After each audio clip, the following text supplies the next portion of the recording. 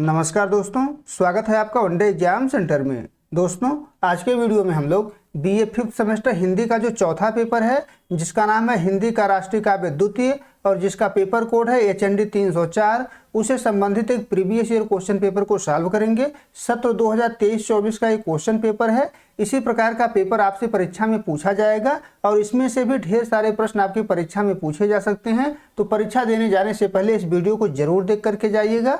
चलिए बिना देर के वीडियो को शुरू करते हैं। आपका पहला प्रश्न है, राष्ट्रीय सांस्कृतिक काव्यधारा की विशेषता है, यानी आपसे पूछा गया है कि इसमें से कौन सी विशेषता राष्ट्रीय सांस्कृतिक काव्यधारा में पाया जाता है। तो देशभक्ति एवं राष्ट्रीयता की भावना, स्वतंत्रता संग्राम के लिए उद्बोधन, देश पर बलिदान हो जाने की भावना, ये तीनों विशेषताएं राष्ट्रीय सांस्कृतिक काव्यधारा में पाई जाती हैं। तो पहले का डी ऑप्शन आपका सही हो जाएगा। दूसरा प्रश्न है, इनमें से कौन राष्ट्रीय काव्यधारा का कवि नहीं है। तो श्रीधर पाठक जो है राष्ट्रीय काव्यधारा के कवि नहीं है, ये स्वतंत्रतावादी काव्यधारा के कवि हैं। तो दूसरे का बी ऑप्शन आपका सही हो जाएगा। इनके अलावा बालकृष्ण शर्मा नवीन, माखनलाल चतुर्वेदी और रामधारी सिंह दिनकर, ये तीनों जो है राष्ट्रीय काव्यधारा से संबंधित हैं। तो दूसरे का बी ऑप्शन आपका सही होगा। तीसरा प्रश्न है, बालकृष्ण शर्मा नवीन किस काव्यधारा के कवि हैं। तो बालकृष्ण शर्मा नवीन जो है राष्ट्रीय सांस्कृतिक काव्यधारा के कवि हैं। तीसरे का सी ऑप्शन आपका सही हो जाएगा। चौथा प्रश्न देख लेते हैं। चौथे प्रश्न में आपसे पूछा गया है कि यदि होता किन्नर नरेश में, राजमहल में रहता, सोने का सिंहासन होता, सिर पर मुकुट चमकता, उक्त काव्य पंक्तियां किस कवि की हैं, किसके द्वारा इस पंक्तियों की रचना की गई है। तो यह पंक्ति जो है द्वारका प्रसाद माहेश्वरी के द्वारा लिखा गया है। चौथे का डी ऑप्शन आपका सही हो जाएगा। आगे बढ़ते हैं, पांचवा प्रश्न देख लेते हैं। पांचवें प्रश्न में आपसे पूछा गया है कि दिनकर अपने युग के सूर्य हैं, यह कथन है, यह कथन किसके द्वारा कहा गया है। तो यह कथन जो है नामवर सिंह के द्वारा कहा गया है। पांचवें का बी ऑप्शन आपका सही हो जाएगा। छठा प्रश्न देख लेते हैं। छठे प्रश्न में आपसे पूछा गया है कि बालकृष्ण शर्मा नवीन का प्रथम काव्य संग्रह है। प्रथम काव्य संग्रह कौन सा है आपसे पूछा गया है। तो कुमकुम जो है उनका प्रथम काव्य संग्रह है, जो 1939 ईस्वी में प्रकाशित हुआ था। छठवें का ए ऑप्शन आपका सही हो जाएगा। आगे बढ़ते हैं, सातवां प्रश्न देख लेते हैं। इसमें आपसे पूछा गया है कि हम बिस्वाई जन्म के किस विधा की रचना है। हम बिस्वाई जन्म के किस विधा की रचना है। तो काव्य संग्रह है। डी ऑप्शन आपका सातवें का सही हो जाएगा। आगे बढ़ते हैं, आठवां प्रश्न देख लेते हैं। आठवें प्रश्न में आपसे पूछा गया है कि बालकृष्ण शर्मा नवीन को पद्म भूषण सम्मान मिला था। किस सन में पद्म भूषण सम्मान उनको मिला था।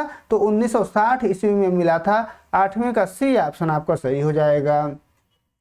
आगे बढ़ते हैं, नौवां प्रश्न है।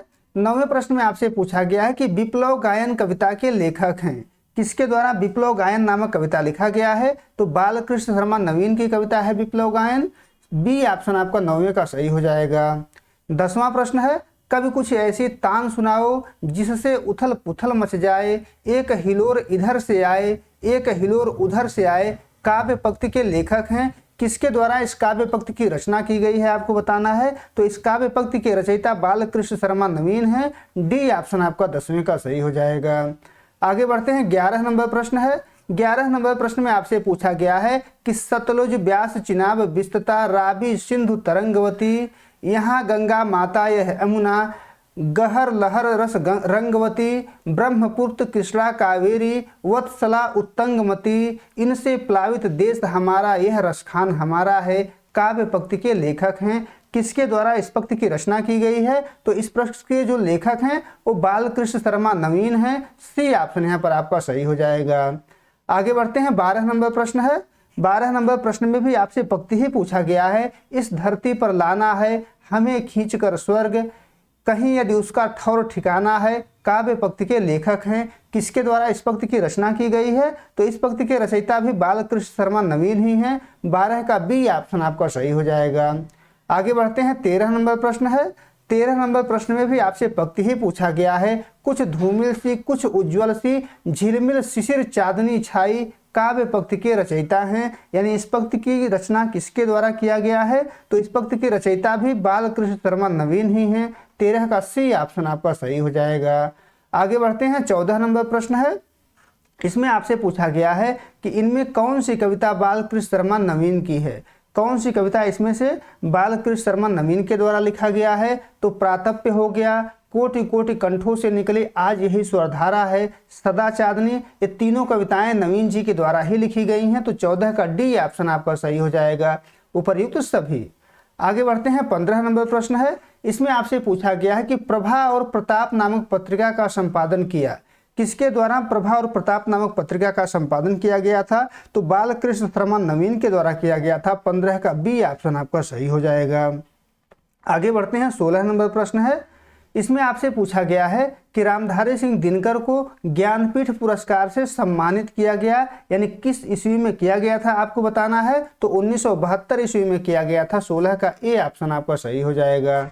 अब आगे बढ़ते हैं, 17 नंबर प्रश्न है। 17 नंबर प्रश्न में आपसे पूछा गया है कि कलम आज उनकी जय बोल, जला अस्थियां बारी बारी, छिटकाई जिनने चिंगारी, जो चढ़ गए पूर्ण बेदी पर लिए बिना गर्दन का मोल, कलम आज उनकी जय बोल काव्य पंक्ति के लेखक हैं, यानी किसके द्वारा इस काव्य पंक्ति की रचना की गई है आपको बताना है। तो इस काव्य पंक्ति के रचयिता रामधारी सिंह दिनकर हैं। बी ऑप्शन आपका सही हो जाएगा। आगे बढ़ते हैं, 18 नंबर प्रश्न है। यहाँ पर भी आपसे पंक्ति ही पूछा गया है। रे रोग युधिष्ठिर को न यहाँ, जाने दे उनको स्वर्गधीर, पर फिरा हमें गांधीव गड़ा, लौटा दे अर्जुन भीमवीर, काव्य पंक्तियों के लेखक हैं। किसके द्वारा इस पंक्ति की रचना की गई है? तो यह पंक्ति भी रामधारी सिंह दिनकर के द्वारा ही लिखा गया है। सी ऑप्शन आपका सही हो जाएगा। आगे बढ़ते हैं, 19 नंबर प्रश्न है। 19 नंबर प्रश्न में आपसे पूछा गया है कि रामधारी सिंह दिनकर की रचना कुरुक्षेत्र का मूल उद्देश्य है। क्या इसका मूल उद्देश्य है आपसे पूछा गया है? तो युद्ध और शांति की समस्या पर चिंतन करना इसका मूल उद्देश्य है। तो 19 का ए ऑप्शन आपका सही हो जाएगा। 20 नंबर प्रश्न है। इसमें आपसे पूछा गया है कि रामधारी सिंह दिनकर को साहित्य अकादमी पुरस्कार दिया गया था, किस रचना के लिए दिया गया था आपको बताना है। तो 20वें का डी ऑप्शन आपका सही हो जाएगा। संस्कृति के 4 अध्याय के लिए 1959 ईस्वी में दिया गया था साहित्य अकादमी पुरस्कार रामधारी सिंह दिनकर को। तो 20वें का डी ऑप्शन आपका सही हो जाएगा। 21 नंबर प्रश्न है। इसमें भी आपसे पंक्ति ही पूछा गया है कि खानों, यहाँ स्वानों कर लीजिएगा। स्वानों को मिलता दूध वस्त्र, भूखे बालक अकुलाते हैं, माँ की हड्डी से चिपक ठिठुर जाड़ू की रात बिताते हैं, प्रसिद्ध काव्य पंक्ति के लेखक हैं। किसके द्वारा इस पंक्ति की रचना की गई थी? तो बालकृष्ण शर्मा नवीन की पंक्ति है। 21 का बी ऑप्शन आपका सही हो जाएगा। आगे बढ़ते हैं, 22 नंबर प्रश्न है। इसमें आपसे पूछा गया है कि हारे के हरिनाम रचना है, किसकी रचना है हारे के हरिनाम? तो रामधारी सिंह दिनकर की रचना है। 22 का ए ऑप्शन आपका सही हो जाएगा। आगे बढ़ते हैं, 23 नंबर प्रश्न है। इसमें आपसे पूछा गया है कि इनमें से कौन सी रचना दिनकर की नहीं है? दिनकर की रचना इसमें से कौन नहीं है? तो सामधेनी, उर्वशी और शुद्ध कविता की खोज, ये तीनों रचनाएं दिनकर के द्वारा की गई हैं। उर्मिला जो है दिनकर की रचना नहीं है, यह बालकृष्ण शर्मा नवीन की रचना है। तो 23 का डी ऑप्शन आपका सही हो जाएगा। आगे बढ़ते हैं, 24 नंबर प्रश्न है। इसमें आपसे पूछा गया है कि इनमें से कौन सा सम्मान दिनकर को प्राप्त नहीं हुआ? कौन सम्मान इसमें से दिनकर को नहीं मिला था? तो व्यास सम्मान कभी भी दिनकर को प्राप्त नहीं हुआ था। इसके अलावा दिनकर को ज्ञानपीठ पुरस्कार मिला हुआ है, हिंदी साहित्य अकादमी पुरस्कार मिला हुआ है, पद्म भूषण भी मिला हुआ है। तो 24 का सी ऑप्शन आपका यहाँ पर सही हो जाएगा। 25 नंबर प्रश्न है। इसमें आपसे पूछा गया है कि विस्पान के रचनाकार हैं। विस्पान किसके द्वारा लिखा गया है? तो विस्पान के जो रचनाकार हैं उनका नाम सोहनलाल द्विवेदी है। बी ऑप्शन आपका 25वें का सही हो जाएगा। आगे बढ़ते हैं, 26 नंबर प्रश्न देख लेते हैं। इसमें आपसे पूछा गया है कि इनमें से कौन सी रचना सोहनलाल द्विवेदी की है? कौन सी रचना सोहनलाल द्विवेदी के द्वारा की गई है? तो भैरवी, दूध बतासा, कुड़ाल, ये तीनों रचनाएं जो है सोहनलाल द्विवेदी के द्वारा ही की गई हैं। 26 का डी ऑप्शन आपका सही हो जाएगा, उपर्युक्त सभी। 27 नंबर प्रश्न है। इसमें आपसे पूछा गया है कि गणेश शंकर विद्यार्थी के पत्र प्रताप का संपादन कार्य किस कवि ने किया था, यानी किसके द्वारा किया गया था? तो यहाँ पर बालकृष्ण शर्मा नवीन सही हो जाएंगे, क्योंकि इनके द्वारा भी प्रताप नामक पत्रिका का संपादन किया गया था। तो सी ऑप्शन आपका 27 का सही हो जाएगा। 28 नंबर प्रश्न है। यहाँ भी आपसे कविता की पंक्ति ही पूछा गया है। इसमें आपसे पूछा गया है कि स्वागत जीवन के नवल वर्ष, आओ नूतन निर्माण लिए, इस महाजागरण के युग में जागृत जीवन अभिमान लिए, काव्य पंक्ति के लेखक हैं। इस पंक्ति के रचयिता कौन है आपसे पूछा गया है? तो यह पंक्ति जो है सोहनलाल द्विवेदी के द्वारा लिखा गया है। सी ऑप्शन आपका 28 का सही हो जाएगा। 29 नंबर प्रश्न है। 29 नंबर प्रश्न में भी आपसे कविता की पंक्ति ही पूछी गई है। अशेष रक्त तोल दो, स्वतंत्रता का मोल दो, कड़ी युगों की खोल दो, डरो नहीं मरो नहीं, बढ़े चलो काव्य पंक्तियों के लेखक हैं। यानी इसकी रचना किसके द्वारा की गई है? तो सोहनलाल द्विवेदी के द्वारा की गई है। बी ऑप्शन आपका सही हो जाएगा। आगे बढ़ते हैं, 30 नंबर प्रश्न देख लेते हैं। यहाँ पर भी आपसे कविता की पंक्ति ही पूछी गई है। चल पड़े जिधर दो डगमग में, चल पड़े कोटि पग उसी ओर, काव्य पंक्ति किस कविता की है? यानी यह पंक्ति जो है किस कविता से लिया गया है? तो यहाँ पर तुम्हें नमन कविता से लिया गया है। सी ऑप्शन आपका 30वें का सही हो जाएगा। आगे बढ़ते हैं, 31 नंबर प्रश्न है। इसमें आपसे पूछा गया है कि शिशु भारती बाल भारती नामक बाल कविता संग्रह के रचनाकार हैं। किसके द्वारा इसका संग्रह किया गया है और रचना किया गया है आपसे पूछा गया है? तो सोहनलाल द्विवेदी के द्वारा किया गया है। 31 का डी ऑप्शन आपका सही हो जाएगा। आगे बढ़ते हैं, 32 नंबर प्रश्न है। इसमें आपसे पूछा गया है कि सोहनलाल द्विवेदी को भारत सरकार ने किस उपाधि से सम्मानित किया? तो सोहनलाल द्विवेदी को भारत सरकार ने पद्मश्री से सम्मानित किया था। ए ऑप्शन आपका 32 का सही हो जाएगा। आगे बढ़ते हैं, 33 नंबर प्रश्न देख लेते हैं। युगावतार गांधी, खादी गीत, गांव में किसान, दांडी यात्रा आदि गांधीवादी कविताओं के रचनाकार हैं। यानी किसके द्वारा इन गांधीवादी कविताओं की रचना की गई थी? तो सोहनलाल द्विवेदी के द्वारा किया गया था। 33 का सी ऑप्शन आपका सही हो जाएगा। आगे बढ़ते हैं, 34 नंबर प्रश्न देख लेते हैं। इसमें आपसे पूछा गया है कि इनमें से श्याम नारायण पांडे की रचना है। कौन सी रचना श्याम नारायण पांडे की है? तो जौहर और तुमुल दोनों जो है श्याम नारायण पांडे की रचना है। सी ऑप्शन आपका सही हो जाएगा, ए और बी दोनों। आगे बढ़ते हैं, 35 नंबर प्रश्न देख लेते हैं। इसमें आपसे पूछा गया है कि हल्दी घाटी नामक कविता के लेखक हैं। हल्दी घाटी नामक कविता किसके द्वारा लिखा गया था? तो श्याम नारायण पांडे के द्वारा लिखा गया है। 35 का बी ऑप्शन आपका सही हो जाएगा। 36 नंबर प्रश्न है। थाल सजाकर किसे पूजने चले प्रातः ही मत वाले, कहाँ चले तुम राम नाम का पीतांबर तन पर डाले, काव्य पंक्तियों के रचनाकार हैं। यानी यह पंक्ति किसके द्वारा लिखा गया है आपको बताना है। तो यह पंक्ति जो है श्याम नारायण पांडे के द्वारा लिखा गया है। 36 का डी ऑप्शन आपका सही हो जाएगा। आगे बढ़ते हैं, 37 नंबर प्रश्न है और इसमें भी आपसे कविता की पंक्ति ही पूछी गई है कि उठो धरा के अमर सपूतों, पुनः नया निर्माण करो, जन जन के जीवन में फिर से नई स्फूर्ति नव प्राण भरो, काव्य पंक्तियों के रचनाकार हैं। यानी यह पंक्ति किसके द्वारा लिखा गया है? तो यह पंक्ति जो है द्वारका प्रसाद माहेश्वरी के द्वारा लिखा गया है। सी ऑप्शन आपका 37 का सही हो जाएगा। 38 नंबर प्रश्न है। बाल साहित्य के संदर्भ में विशेष रूप से उल्लेखनीय कवि हैं। यानी किनके द्वारा बाल साहित्य भी लिखा जाता था आपको बताना है। तो सी ऑप्शन आपका सही हो जाएगा, द्वारिका प्रसाद माहेश्वरी। 38 का सी ऑप्शन आपका सही हो जाएगा। आगे बढ़ते हैं, 39 नंबर प्रश्न है। यहाँ भी कविता की पंक्ति ही आपसे पूछी गई है। इतने ऊंचे उठो कि जितना उठा गगन है, इतने शीतल बहो कि जितना मलय पवन है, काव्य पंक्ति के रचनाकार हैं। किसके द्वारा इस पंक्ति की रचना की गई है? तो द्वारिका प्रसाद माहेश्वरी के द्वारा की गई है। ए ऑप्शन आपका 39 का सही हो जाएगा। 40 नंबर प्रश्न है। इनमें से द्वारिका प्रसाद माहेश्वरी की रचनाएं हैं। कौन सी रचना इसमें से द्वारिका प्रसाद माहेश्वरी की है? हम सब सुमन एक उपवन के, वीर तुम बढ़े चलो, इतने ऊंचे उठो, ये तीनों कविता जो है द्वारिका प्रसाद माहेश्वरी की ही हैं। डी ऑप्शन आपका 40 का सही हो जाएगा। आगे बढ़ते हैं, 41 नंबर प्रश्न है।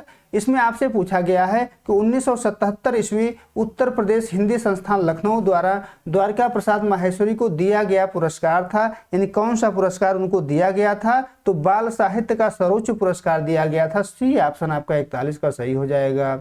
42 नंबर प्रश्न है। इसमें आपसे पूछा गया है कि गोपाल सिंह नेपाली का पहला संग्रह था। गोपाल सिंह नेपाली का पहला संग्रह जो है उमंग था। तो ए ऑप्शन आपका 42 का सही हो जाएगा। आगे बढ़ते हैं, 43 नंबर प्रश्न है। इसमें आपसे पूछा गया है कि गोपाल सिंह नेपाली ने इनमें से किन पत्रिकाओं का संपादन किया है? तो यहाँ पर उन्होंने रतलाम टाइम्स का किया है, सुधा का किया है, योगी का किया है, इन तीनों पत्रिकाओं का किया हुआ है। तो डी ऑप्शन आपका सही हो जाएगा, उपर्युक्त सभी। आगे बढ़ते हैं, 44 नंबर प्रश्न है। इसमें आपसे पूछा गया है कि इनमें से कौन सी रचना गोपाल सिंह नेपाली की है? गोपाल सिंह नेपाली की रचना कौन सी है आपको बताना है। तो आपका 44 का बी ऑप्शन सही हो जाएगा।